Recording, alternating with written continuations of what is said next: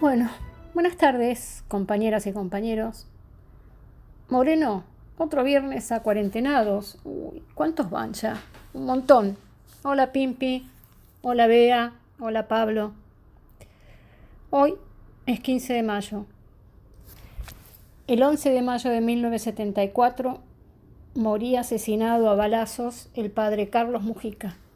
Moría después de celebrar misa en la iglesia de San Francisco Solano en Villaluro.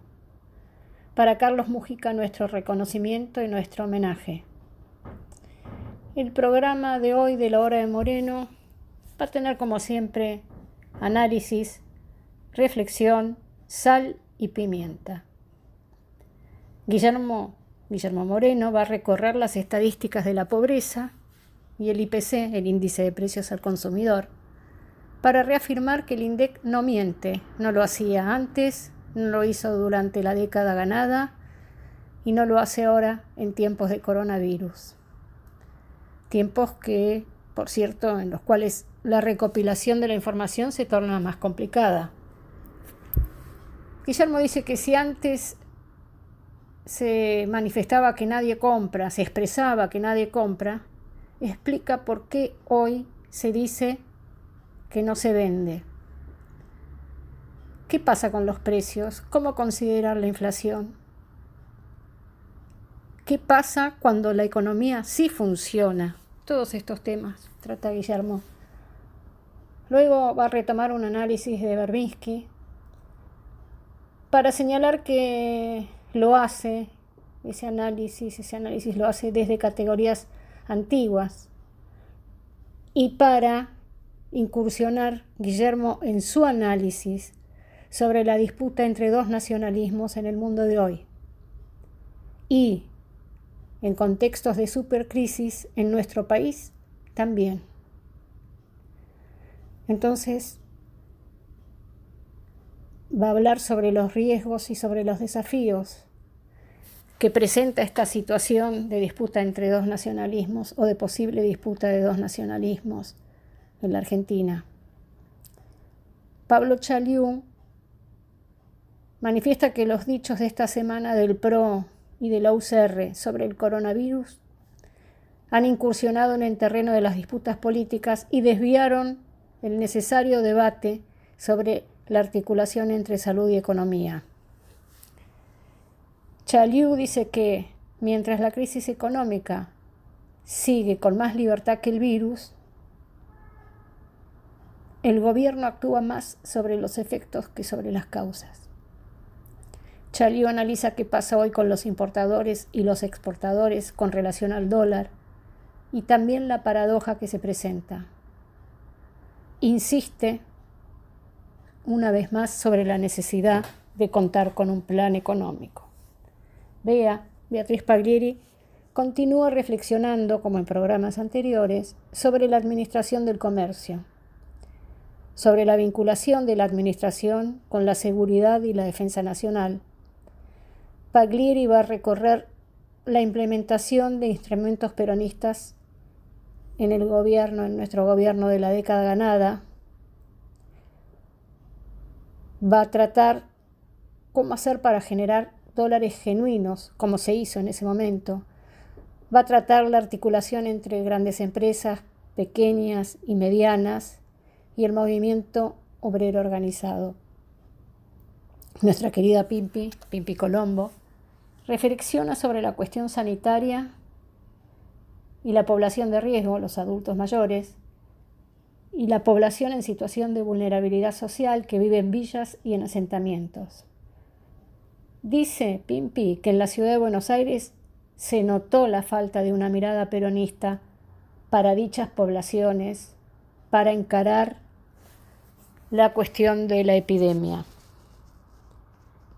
El gobierno de la ciudad concentró el esfuerzo en los sectores medios y solo bastante avanzada la cuarentena, comenzaron a recorrer geriátricos y villas.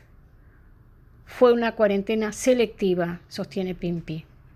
Bueno, y solo nos queda escuchar a los y las protagonistas del programa de hoy. Y tía, Nuevamente viernes, muy bien. Ya va un montón de programas que estamos haciendo por este medio.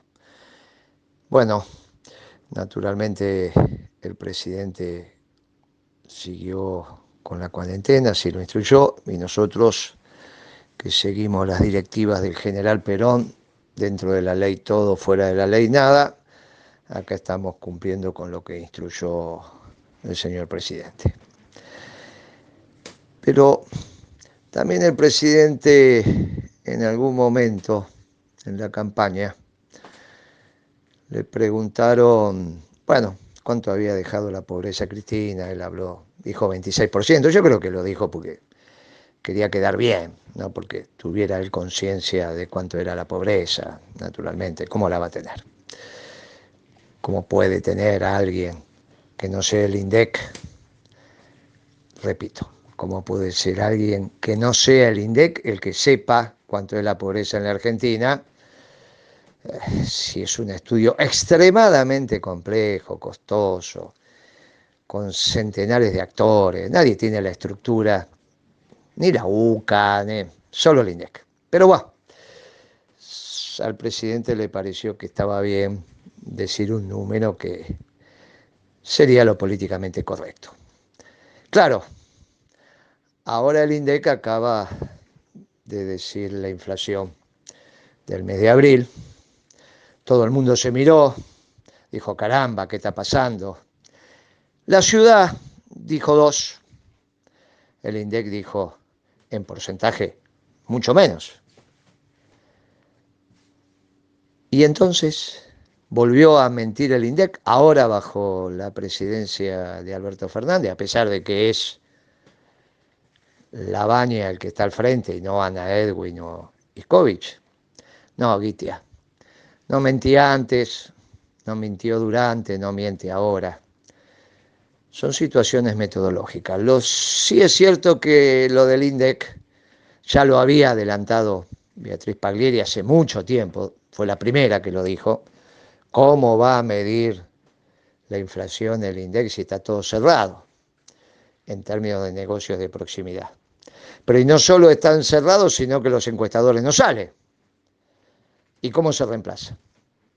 Claro, han imputado precios, han dicho cosas, pero fundamentalmente lo que tenemos que comprender, y acá viene el corazón del análisis, contra todas las pavadas que se vienen diciendo desde el 2007 en adelante, que esta vez sí se da aquello que uno se ha cansado de escuchar cuando le pregunta a un comerciante, a un industrial, che, ¿cómo está la venta? Y el comerciante responde, muy mal, nadie compra nada. Y esa respuesta, que era la adecuada para expresar que no entraban compradores y que entonces la demanda estaba retraída, se transformó ahora en cómo está la venta. Y mal, no se vende nada. Porque ahora lo que pasa es que no se vende, no que no se compra. Ahora hay un tema de oferta. Claro, cuando hay un tema de oferta, porque los negocios están cerrados, las industrias cerradas, y llamen los encuestadores, que algunos teléfonos pueden tener y es válido como metodología, al no vender y estar cerrada, es obvio que la industria o el comerciante no modificó precios. Y está bien la respuesta. ¿Miente el INDEC? No. Es un tema metodológico. Repito, no mentía antes, no miente ahora, no miente después. Usted es una fábrica de la Fiat, la Peugeot. El encuestador llama por teléfono, me da la nueva lista, salida de fábrica. No, mire, estamos cerrados, los precios son los mismos, pero vende. Y no es una pregunta del encuestador. El encuestador pregunta precios. El que releva precios, pregunta precios. Los precios van a aparecer, los nuevos precios van a aparecer cuando empiecen a vender. Están empezando a vender y algunos sí lo han autorizado. ¿Aparecieron nuevas listas? Sí. ¿Con saltos importantes? Sí. Conclusión. El INDEC no miente. No mintió con Ana Edwin, no mintió con Iskovich, calculó perfectamente la inflación, calculó perfectamente la pobreza. Eso que dijo Alberto Fernández algún día va a tener que pedir humildemente perdón, porque se equivocó, bueno. Dirá mirando a los ojos, bueno, lo que pasa es que no quería perder 10 votos, 100 votos, 10.000 votos, 1.000.000 de votos, qué sé yo. Bueno, tendrá su argumento. Pero, lamentablemente, se llevó con ello la verdad y le legitimó a algunos las tonterías que estaban diciendo. Claro, ahora le toca a él. Ahora le toca a él que lo miren de reojo. No, no miente ahora tampoco el INDEC de ninguna manera. Ahora, no se equivoquen. Si piensan que la inflación es esta, se van a equivocar en términos de prognosis de política económica. Porque ahora sí no se vende nada, salvo sectores muy específicos y más durante el mes de abril. Esos sectores aumentaron 3 y pico. Los que vendían, en términos de cantidad de gente trabajando, es el 10% de la población, 4,5 millones contra 45 millones, que somos los argentinos, expresaron una inflación. Y mire, no hago más que recibir demandas de reportajes telefónicos o televisivos donde la primera pregunta es: Moreno, ¿y los precios? Moreno, ¿y los precios? ¿Cómo era en su época, Moreno? ¿Qué pasa ahora, Moreno? Bueno, y no solo los periodistas, los vecinos, los compañeros, e incluso en nuestra propia familia. No basta ver más lo que nos está pasando con los productos que podemos adquirir. Por lo tanto, horrible sería que el presidente piense que le está yendo bien en la política inflacionaria. La política económica, como dijo Alfonsín, Ricardo Alfonsín, esto es una política radical, dijo él. A mí no me disgusta que diga eso. Simplemente la mayoría de nosotros, diría que casi todo el pueblo argentino, sabe que si es una economía radical, sabe también cómo termina. El programa de gobierno de Alberto Fernández era mucho más radical que el programa de gobierno de Cambiemos. ¿Está claro lo que digo? Sí. Era mucho más radical que el programa de gobierno de Cambiemos. Fuerte, fuerte lo que estoy escuchando, es fuerte escucharlo no, de Alfonsín. Lo dije siempre. Sí, pero sigue siendo fuerte. Siempre. Y el que diga que no es así, o no sabe por qué es radical, o se hace el tonto, y no se hace el que no conoce la historia del radicalismo ni su doctrina. Bueno, coincido con las políticas que se están aplicando, la filosofía, coincido con los programas, las políticas, coincido con el proyecto económico y social, sí. Coincido con los instrumentos, a pesar de que no demasiado se ha podido hacer debido a la pandemia, sí. Pero coincido con la filosofía que inspira la actual gestión de gobierno porque es más radical desde el punto de vista económico y social.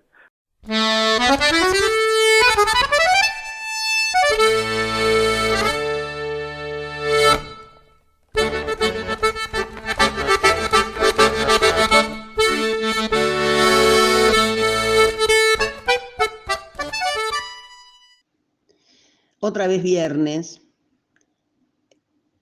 Buenas tardes para Adriana Guitia, para Guillermo, para Pablo y para Pimpi. Hoy vamos a seguir reiterando, por lo menos desde mi espacio, desde mi lugar, desde mi experiencia, sobre la administración del comercio. Y si bien las graves circunstancias que atraviesa la economía nacional, la economía de nuestro país, a la que hemos caracterizado como atravesando una supercrisis, se impone como prioridad la resolución de los desequilibrios macroeconómicos, y aspirar, sin ninguna duda, a un modelo de desarrollo económico permanente y sustentable, con orientación a la producción. Hoy es un desafío insoslayable. Y dado que en esta etapa histórica las nuevas condiciones de la economía internacional nos lo habilitan, la correcta implementación de una administración del comercio exterior es mucho más que una oportunidad, es un imperativo de la hora. Y mientras Estados Unidos aplica una administración del comercio invocando incluso cuestiones de seguridad y defensa nacional, impactando ello en la penetración comercial de terceros países, consideramos importante poner en valor los instrumentos de la administración del comercio que fueron sumamente exitosos durante nuestro gobierno peronista, enmarcado en lo que fue la década ganada.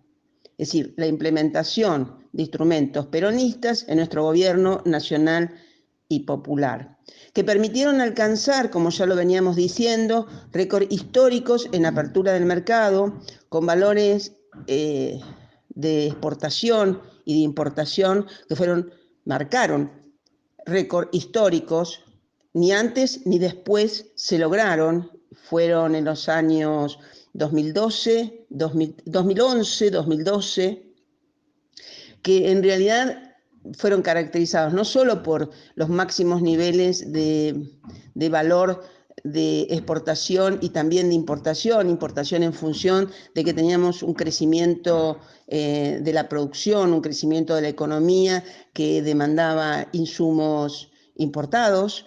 Ya lo hemos dicho, como hay una relación lineal entre el crecimiento de la economía y las importaciones. Eso marcó que teníamos que generar los dólares genuinos a través de las exportaciones y así lo pudimos lograr y seguir enmarcando la economía caracterizada por los superávit gemelos, que en este caso tenía que ver con el superávit de la balanza comercial.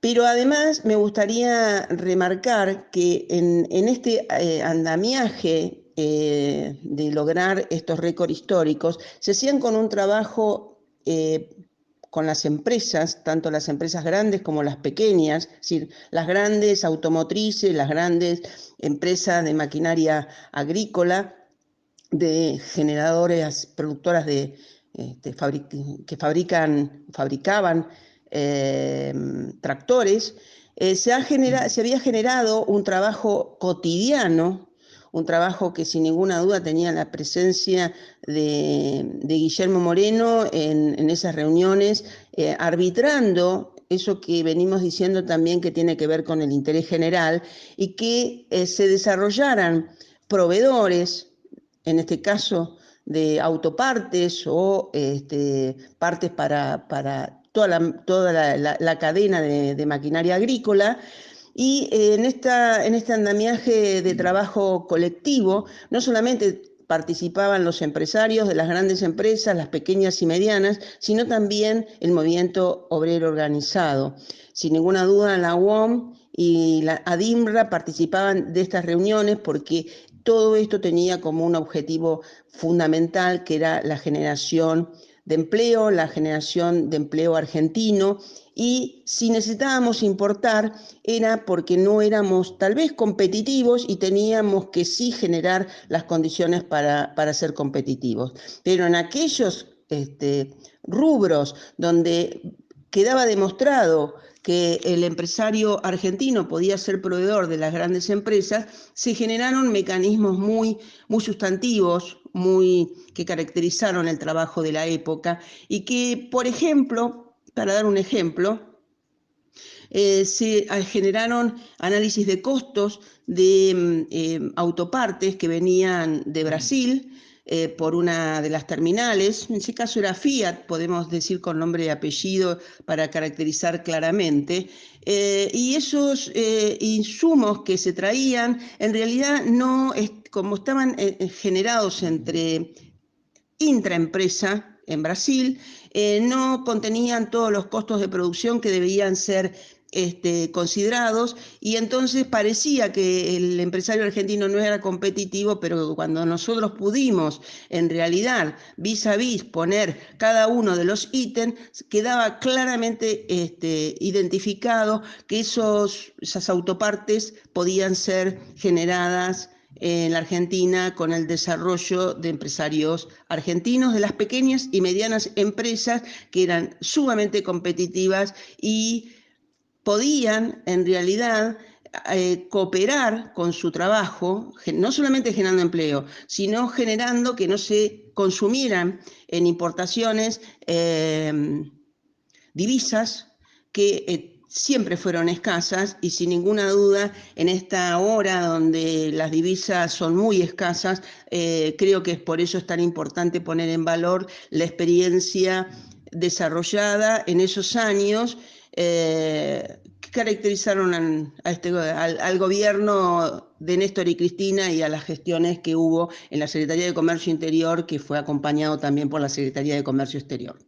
Guillermo, hola Adriana, Bea, quienes estén hoy acompañando este programa que persevera en estar presente con los compañeros y compañeras reflexionando sobre nuestra situación en Argentina, en el mundo, y llevando una prédica peronista a todos los hogares, particularmente de la Ciudad de Buenos Aires, pero en realidad de todo el país que lo siguen. Así que, como siempre, reitero mis felicitaciones y al equipo técnico que tiene La Hora de Moreno. Bueno, hoy pensaba que tal vez merece la pena adentrarse, aunque sea como una reflexión, en un tema que, bueno, no es que uno tenga ninguna especialidad en los temas de salud, pero cuando hace 50 días empezó la cuarentena, lo que llamaron el aislamiento social, preventivo, obligatorio, etcétera, y desde antes aún, nosotros habíamos escuchado el análisis de Moreno en el sentido de que había que abordar en su integralidad el tema de cómo prevenir en la población y cómo tratar un virus que está todavía asolando en el mundo, sobre el que no se conoce ni tratamiento ni formas de prevención, ni siquiera sobre su desenvolvimiento, sino que todo se va acompañando en el proceso y tomando decisiones que, bueno, se comprende que puedan ser variables porque no todo se sabe de antemano. Sin embargo, ya desde ese momento Moreno advirtió que no podía dejarse de lado el tema de cuidar la producción, de administrar el comercio, de que frente a la supercrisis que se heredó del gobierno del oligarca y frente a que no había habido a lo largo de los 3 meses ya de gobierno algún rumbo declarado que permitiera abordar esa supercrisis, que como ya sabemos tiene un punto de anclaje que es diferenciar el modelo oligárquico de un modelo productivo para poder tener una Argentina con desarrollo y con equidad social. Entonces Moreno nos dijo, hay que cuidar la salud, cuidando que también las personas tengamos derecho y posibilidad de acceder a los bienes, a los servicios, que por lo tanto no se interrumpan. Señaló la necesidad de producir alimentos, pero también asegurar que se pueda transportar. En fin, a lo largo de estas semanas, de estos tiempos, tanto en el programa como en otras columnas que Guillermo hace, fue planteando el asunto. La decisión del gobierno fue enfocarse de una manera más parcial en el tema, digamos, sanitario, y sobre el aspecto de la producción, se podría decir que ha venido bastante en mora, porque su respuesta ha sido siempre más bien de asegurar ingresos o de acercar ingresos a los sectores más desprotegidos y demás, sin resolver de una manera más estructural el asunto. Pero ese no es mi tema, es el tema de los economistas y las economistas. Yo quería reflexionar sobre un aspecto que está más vinculado incluso al enfoque exclusivamente sanitario.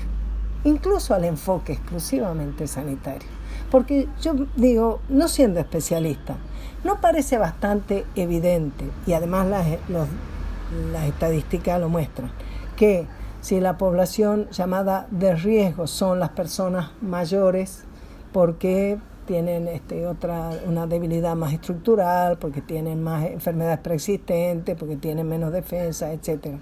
O las personas que tienen por la enorme inequidad social, no tienen un buen acceso ni a una alimentación adecuada, ni a condiciones sanitarias, de acceso a un agua segura y demás, tienen mayores posibilidades, o porque viven en condiciones o de hacinamiento o de poblaciones que no tienen las mínimas condiciones que el aislamiento preventivo, social, seguro, etcétera, que planteó el gobierno, podían dar, como han sido los barrios de emergencia, las villas, que ahora porque le han cambiado el nombre, no llaman villa, le llaman barrio, como si cambiarle el nombre típicamente del progresismo y del liberalismo. Creer que porque le llaman barrio 31 deja de ser una villa de emergencia en la que las condiciones en que viven nuestros compatriotas y los compatriotas de la patria grande que han venido a vivir con nosotros y a trabajar acá, no tienen, porque si la distancia entre la fachada de una vivienda y la de enfrente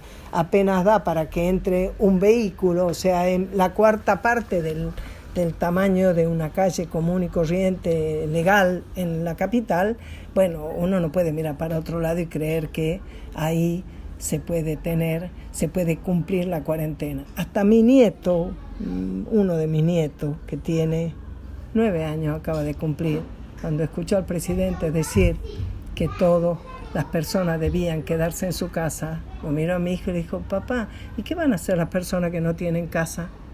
9 años. Él tiene 9 años. Entonces uno dice, una mirada que el peronismo le ponga a esta cuarentena, a esta pandemia, no debió haber tenido la mirada mínima que tuvo ese niño de 9 años. No tuvo que esperar 2 semanas a que los curas de los barrios populares de Gran Buenos Aires y de la capital vayan a ver al presidente y le observen que en los barrios de emergencia, en las villas de emergencia, no es posible cumplir en una habitación de 5x7 donde vive una cantidad de personas. No es posible el aislamiento, no se puede pasar 24 horas todo el mundo en el mismo lugar, que no hay forma de sostener eso. Es posible que recién un mes después de la cuarentena, cuando desde el día 1 se sabe que las personas de riesgo son las personas mayores, recién se haya ido a ver qué pasa en los geriátricos, porque aparecieron las deficiencias de atención, pero no era sabido que en un lugar donde vivían sin posibilidad de ningún aislamiento preventivo, personas mayores, o sea, personas en riesgo. Hoy 15, el gobierno de la ciudad informa que en 22 residencias geriátricas detectaron 170 personas contagiadas con el virus, de las cuales el 43% falleció, o sea, más de la cuarta parte. Y con mucha frialdad, diría yo, se informa la estadística de que en las personas mayores de 80 años la tasa de letalidad es del 27%, mientras que en el conjunto de la población es del 4%, es decir, de cada 100 contagiados, 4 mueren. Y se informa que el 80% de las personas fallecidas en la ciudad son mayores de 60 años. Ahora, la pregunta es, ¿hacía falta que se muriera la gente, que se contagiaran nuestros mayores, que vengan con el cuento? Ay, a los abuelos les pedimos que se queden en la casa. Ay, les pedimos a los abuelos que se dedicaron a estudiar un protocolo por el cual a nosotros, a las personas mayores, nos decían que les teníamos que pedir permiso para salir a la calle, en vez de haber concentrado el esfuerzo en haber generado espacios donde pudiera estar las personas que ya estaban en establecimientos geriátricos. Ya se sabía que estaban. No es que había que hacer un curso, no es que había que esperar a ver cómo venía la mano. Ya se tenía el dato de que obvio de que las personas con enfermedades preexistentes, las personas con menores defensas, sea por edad, por enfermedades, por mala alimentación, por todas las razones que sea, iban a ser más vulnerables frente al virus. Y no se pudo tener la previsión. Se podría decir que esta cuarentena social, preventiva, no sé qué, obligatoria, en realidad ya fue selectiva desde el día 1, consciente o inconscientemente, porque si nos llenamos la boca hablando de la barbaridad obvia del presidente de Brasil, que la verdad es que es una vergüenza, o de las atrocidades que dice el presidente de los Estados Unidos, pero con un discurso más progresista, le llamemos, o más, no sé qué, porque no puedo decir humano, acá no se condenó también cuando no se hizo esa previsión. Yo pregunto, Rodríguez Larreta, algunos dicen que no libera las peluquerías porque no las necesita. Yo supongo que en realidad no, es parte de lo mismo que guía su accionar. Pero yo pregunto, Rodríguez Larreta, ¿duerme tranquilo cuando recién se ocupó con apoyo del Ministerio de Desarrollo de la Nación y del de Salud de trabajar en los barrios vulnerables, la Villa 31, la Villa 1114, que están hoy asoladas, donde las madres desesperadamente dicen, ¿y nosotros cómo podemos hacer para cumplir con tanto mensaje tan bonito que tiene el gobierno? Bueno, compañeros, les agradezco que me hayan escuchado. Esto es nada más una reflexión.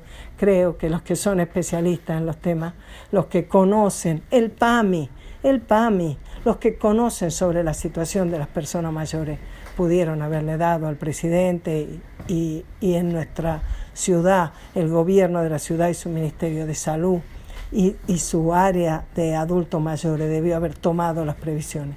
Con el tema de las cárceles se saltó un problema que es también evidente.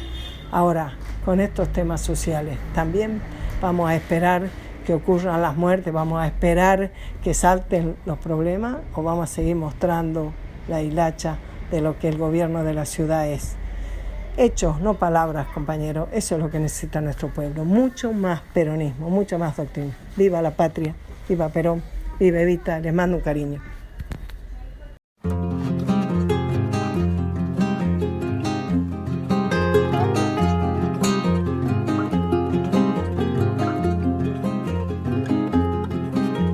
Adiós, pueblito de Iruya, rincón de los manantiales, jazmín hermoso florido. Estimada Kitia, Guillermo, Pimpi, Beatriz, buenas noches. Los saludo igual a los que nos están escuchando. Esta semana la oposición, aquellos que son especialistas en chocar cabecitas y que nos dejaron la peor crisis de las últimas décadas, embarulló el debate sobre la cuarentena. ¿Por qué? Y porque la llevó al plano de las disputas políticas, que es el peor de los planos para discutir un tema tan grave y tan necesario de dilucidación.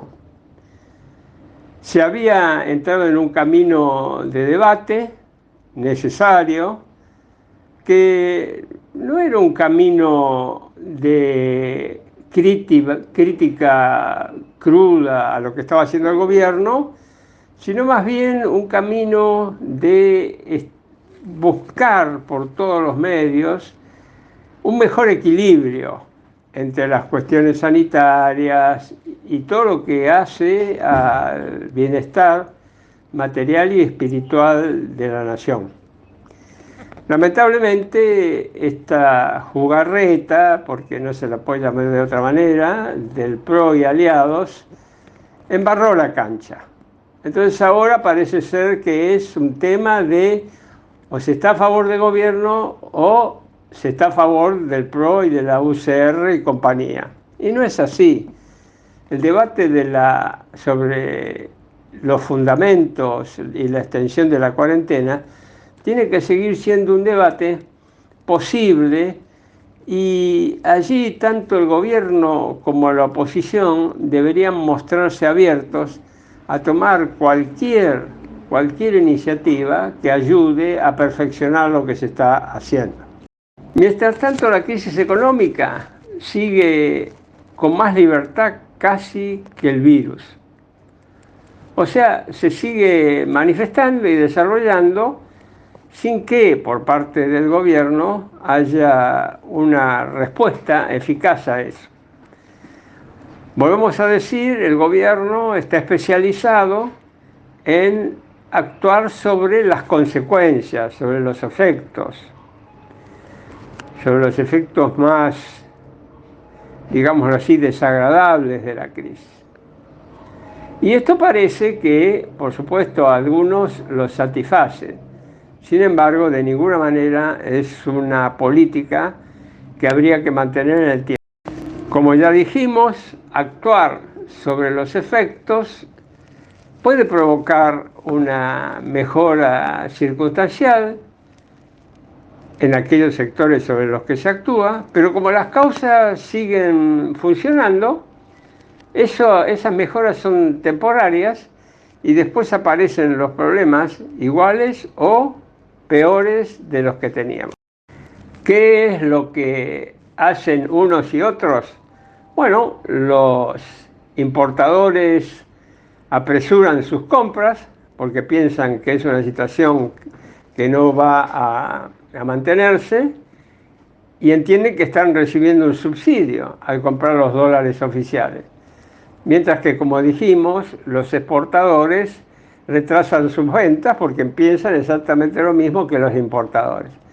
Consecuencia, las reservas del Banco Central disminuyen, justamente en un momento donde más se necesitan. Pero hay otros efectos que el país debería evitar de cualquier forma que lo pueda hacer. Con este tipo de cambio oficial, los que tienen dólares tienen un premio extraordinario para comprar autos de alta gama. Entonces se da la extraordinaria paradoja que tenemos problemas en los sectores de menores recursos, de falta de dinero, incluso falta de recursos para lo que es elemental en la vida, y en la otra punta del espinel tenemos aquellos, en general de alto poder adquisitivo, que tienen un subsidio extraordinario a la compra de alta gama, con el agravante que esa compra de autos alta gama, la situación cambiaria se está haciendo insostenible. El Banco Central está perdiendo reservas. Algunos se sorprenden de esto o protestan, pero es producto de los mecanismos que se han instaurado.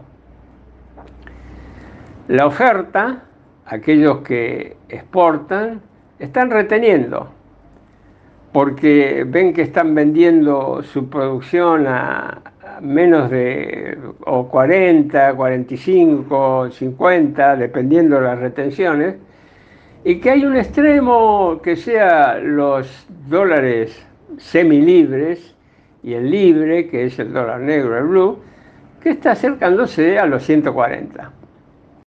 Obviamente implican un uso absolutamente inadecuado de las escasas reservas que tiene hoy el Banco Central.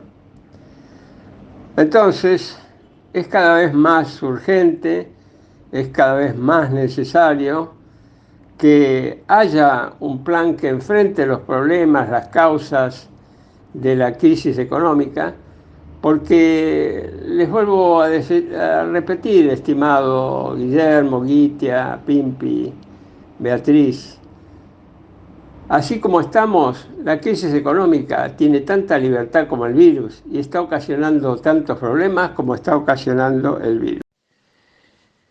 Y alrededor de la política económica se van definiendo los destinos de la Argentina. Obviamente que la economía no es todo, pero el problema es que es casi todo cuando la cosa está complicada. Es muchísimo más importante la política educativa y la política cultural de la patria, incluso la deportiva, que la económica o las relaciones internacionales. si anda bien la cosa. Porque es lo estratégico, lo educativo, lo cultural, lo deportivo, es estratégico, no hay duda. Hasta la política de culto del secretario de culto es más importante que la política económica. Si das respuesta con la economía. El problema es que si no das respuesta con la economía, la cosa se pone difícil. Claro, por eso el artículo de Berbisky el domingo pasado. El final de ese artículo, donde incluso dice que los que escriben artículos en su medio son corazonadas, deseos. Pero bueno, no necesariamente reflejan lo certero del análisis en cuanto a transmitir lo que acontece en la realidad. Y yo que hace años y años y años que venimos debatiendo con el perro, le digo, mire, lo tienen que leer, porque entre otras cosas dice, ¿para dónde puede ir el mundo? Y la Argentina. Y dice, claro, desde esa visión compleja de categorías de Modé, de izquierdas y derechas, lo pone en el marco de las derechas. Nosotros utilizamos categorías modernas a partir de que finalizó la globalización, decimos las discusiones entre dos tipos de nacionalismos, el de exclusión y el de inclusión. Y sí, el mundo quizás pueda transitar hacia la construcción de muros en vez de la construcción de puentes, como pide su santidad. Y en la Argentina también, por eso es tan delicado lo que está aconteciendo.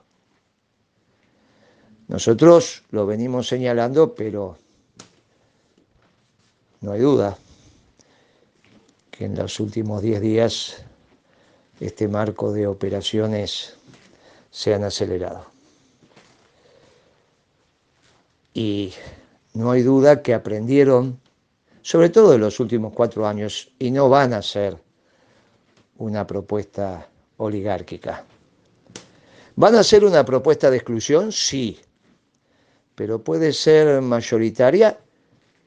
Sí, mayoritaria y con exclusión. Por ejemplo, un 75-25. 75 arriba del barco, para ellos pensamos la economía, y 25 los dejamos afuera. ¿Y qué tiene que ver ese 25? Y claro, porque 25 serían los que hay que mandar al infraconsumo para resolver la cuenta corriente de la balanza de pagos, para que no consuman nada de dólares. Nada.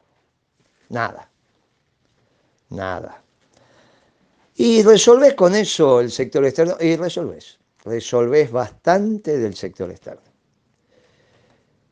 Casi te diría que empezás a tener el superávit necesario en el sector externo para honrar los compromisos de la deuda.